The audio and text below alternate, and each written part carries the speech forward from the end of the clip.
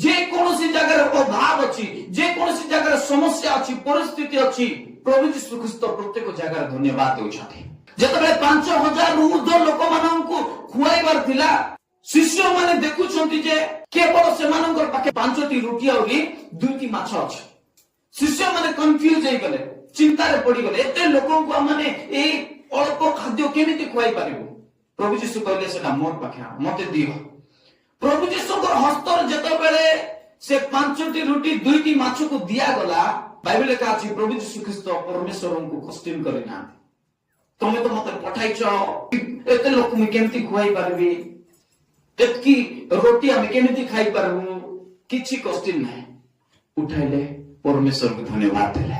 ଆଉ ଶିଷ୍ୟମାନେ କହିଲେ ଯାଅ ଆହୁରି ଏ ଲୋକମାନଙ୍କୁ ବାଣ୍ଟି ଦିଅ। ଆଜି ଆପଣ ମାନଙ୍କ ପାଖେ ଆଜି ଅଳ୍ପ ଅଛି, ଉଠାଅ ପ୍ରଭୁଙ୍କୁ ଧନ୍ୟବାଦ ଦେବାଟା ଆରମ୍ଭ କର। ହାଲେଲୁୟା।